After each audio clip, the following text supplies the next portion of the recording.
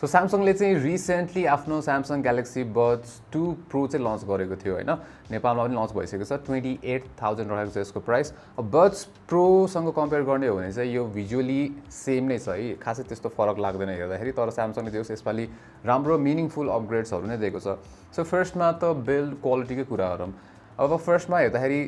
जुन यो केसको सेप साइज छ सेम नै छ खासै केही पनि चेन्ज छैन होइन तर एउटा चेन्ज चाहिँ के छ भन्दाखेरि बड्स प्रोमा चाहिँ ग्लसी फिनिस दिएको थियो केसमा भने यसपालि चाहिँ म्याट फिनिस दिएको छ सो म्याट फिनिस भएको कारणले गर्दाखेरि चाहिँ फिङ्गरप्रिन्ट्सहरू पिकअप गर्दैन स्मजेसहरू पनि त्यति लाग्दैन होइन प्लस अलिकति बढी हुन्छ नि प्रिमियम फिल लाग्यो है मलाई चाहिँ इन ह्यान्ड फिल यसको केसको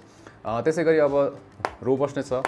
लेड होइन ओपन क्लोज गर्दाखेरि जुन चार्जिङको लागि म्याग्नेटिक अलाइनमेन्ट छ त्यो पनि एकदम राम्रो छ खासै त्यस्तो इस्युज केही पनि भएको छैन अहिलेसम्म युज गर्दाखेरि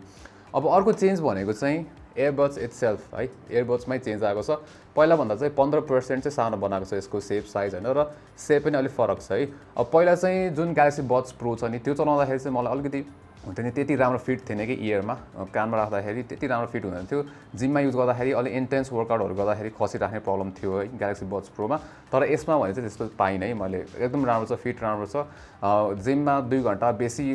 कन्टिन्युसली लगाउँदाखेरि मलाई अनकम्फर्टेबल फिल हुँदैन हुन्छ नि त्यो कान दुख्ने अथवा त्यस्तो यसमा छैन जे होस् राम्रो छ यसको फिट एकदम दामी छ भन्दिनँ होइन तर जे होस् राम्रो छ यसको फिट पनि है त्यसै गरी अब अर्को कुरा चाहिँ अब के भन्नुपर्छ भन्दाखेरि सेप राम्रो बनाए पनि अब जुन हाम्रो टच जेस्चर अथवा टच कन्ट्रोल भनौँ न त्यो चाहिँ के छ भन्दाखेरि लाइक मोस्ट बर्ड्सहरू होइन धेरै जस्तो बर्ड्समा त्यही प्रब्लम हुन्छ अब यो फिट मिलाउँदाखेरि चाहिँ एक्सिडेन्टली त्यो टच कन्ट्रोल्स युज भइरहेको हुन्छ कि सो आई थिङ्क स्यामसङले त्यसमा हुन्छ नि इम्प्रुभ गर्न सकिन्थ्यो गिभन अब होइन यो एक्सपेन्सिभ बड्स हो नि त अब moving on to sound quality स्यामसङले चाहिँ अब एकदमै धेरै मार्केटिङ गरिरहेको थियो होइन 24 बिट हाई-फाई अडियो भनेर बेला यसको बारेमा चाहिँ म पछि कुरा गर्छु अब जेनरलमै साउन्ड क्वालिटीको बारेमा भन्नु पर्दाखेरि चाहिँ ग्यालेक्सी बड्स प्रोबाट हुन्छ नि यो सुन्दाखेरि चाहिँ इन्स्टेन्ट त्यो थाहा हुन्छ कि क्वालिटीमा इम्प्रुभ भएको छ भनेर चाहिँ साउन्ड स्टेज निकै वाइड छ यसको है वान अफ द बेस्ट नै छ भन्छु म किन भन्दाखेरि त्यो स्पोटिफाईमा म धेरै बड्सहरू युज गरिरहेको हुन्छ र कहिले नसुनेको त्यो ब्याकग्राउन्डको त्यो इन्स्ट्रुमेन्ट्सहरू सुनिरहेको हुन्छ कि सो साउन्ड स्टेज निकै राम्रो छ वार्मथ राम्रो छ हुन्छ नि भोकल्सहरू एकदम मजाले खुलेर त्यो अट्याक राम्रो छ भोकल्समा होइन बेस ब्यालेन्स छ भन्छु म त्यस्तो बेस हेभी छैन यसमा ब्यालेन्स्ड बेस छ र अभियसली तपाईँले चाहिँ अब हुन्छ नि स्ट्यान्डर्ड इक्यू भन्दा पनि यसको चाहिँ डाइनामिक इक्यू जुन स्यामसङको चाहिँ हाम्रो वेरिएबल एपबाट चुज गर्न मिल्छ त्यो राख्दाखेरि चाहिँ साउन्ड क्वालिटी सबभन्दा बेस्ट आउँछ जस्तो लाग्छ होइन अब let's move on to 24 bit hi-fi audio so यो चाहिँ के छ भन्दाखेरि अब स्यामसङको फोन्सहरूमा मात्र चल्छ त्यो पनि कि लोकल फाइल्सहरू हाल्नु पऱ्यो कि एमाजोन म्युजिक अथवा टाइडलहरू जस्तो एप्स राख्नु पऱ्यो तपाईँले जसले चाहिँ हाई-फाई अडियो सपोर्ट गर्छ 24 बिट अडियो सपोर्ट गर्छ होइन अब मैले चाहिँ एमाजोन म्युजिकमा ट्राई गरेर हेरेको थिएँ र के छ भन्दाखेरि गेमिक चाहिँ भन्दिनँ यसलाई होइन हल्का डिफ्रेन्स थाहा हुन्छ त्यो अलिकति डेफ्थ दिन्छ कि साउन्डमा चाहिँ एमाजोन म्युजिकमा अलिकति त्यो 24 बिटमा हुन्छ नि हल्का डेफ्थ बढी हो कि जस्तो फिल हुन्छ न त चाहिँ स्पोटिफाई र मैले एमाजोन म्युजिकमा कम्पेयर गर्दाखेरि त्यस्तो एकदमै अब जेनरल हुन्छ नि नोटिस हुने कुरा चाहिँ मलाई खासै लागेन है साउन्ड क्वालिटीमा सो पुरै गिमिक भन्न मिल्दैन तर आई थिङ्क त्यस्तो नोटिसेबल एकदमै ठुलो डिफ्रेन्स चाहिँ भेटिनँ मैले साउन्ड क्वालिटीमा अब त्यस्तै लेटेन्सीको कुरा गर्दाखेरि चाहिँ मैले दुइटै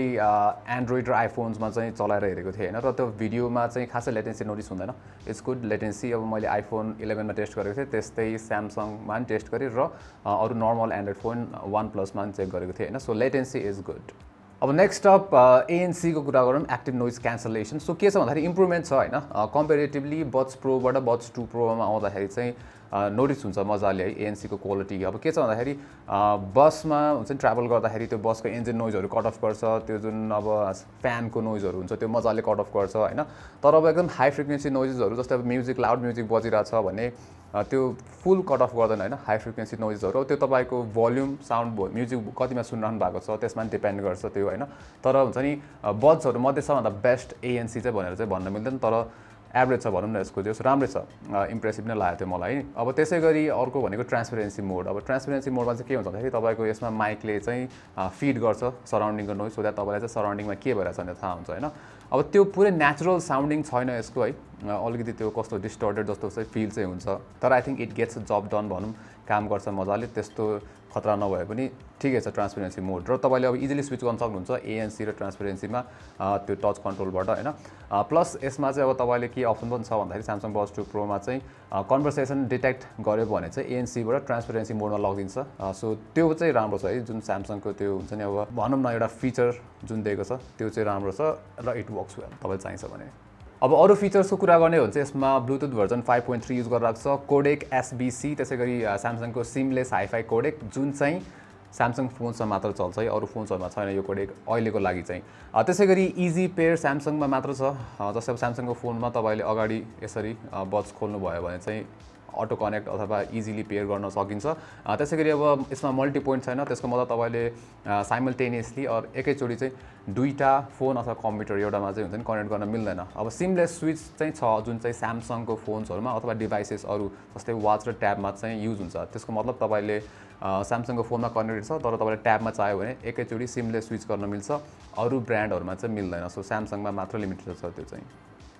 अब कुरा गरौँ अर्को इम्पोर्टेन्ट फ्याक्टर अब युजुअली बड्सहरुमा त्यो battery life. So battery life राम्रो छ है बड्स 2 Pro को। Samsungले क्लेम गरेको चाहिँ ANC अन हुँदाखेरि 5 घण्टा र बड्सबाट टोटल केसबाट टोटल गर्दाखेरि चाहिँ 18 घण्टा र ट्रु त्यस्तै नै छ 4.55 आवर्स दिन्छ सिंगल युजमा र टोटलमा 18 देखि त्यस्तै हुन्छ 17-18 घण्टा जस्तो दिन्छ। त्यसैगरी ANC अफ चलाउनु भयो भने चाहिँ 8 घण्टा सिंगल युजमा, त्यसैगरी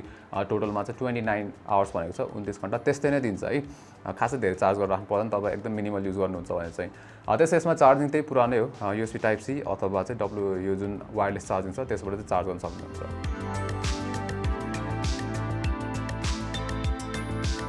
so Samsung Galaxy Buds 2 Pro यो चाहिँ के छ भन्दाखेरि तपाईँ Samsung फोन चलाउनुहुन्छ भने त one of the best buds हैन तपाईको लागि, किन भन्दाखेरि अब धेरै फिचर सेटहरु एक्सक्लुसिभ हुन्छ Samsung फोन्सहरुमा, जस्तै हाइफाई अडियो देखि लिएर अब अरू फिचर सेटहरु हैन। तपाईँ स्टिल एन्ड्रोइड चलाउनुहुन्छ भने पनि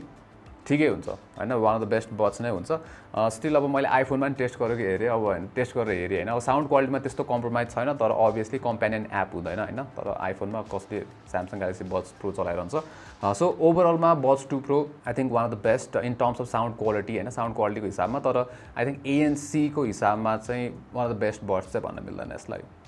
सो यो भिडियोमा चाहिँ यति नै, राउन्डलाइमा लाइक गर्नुस्, शेयर गर्नुस् र तपाईले सब्स्क्राइब गर्नु भएको छैन भने do subscribe to our channel र hit the bell icon as well for notifications. Until next time, नमस्ते।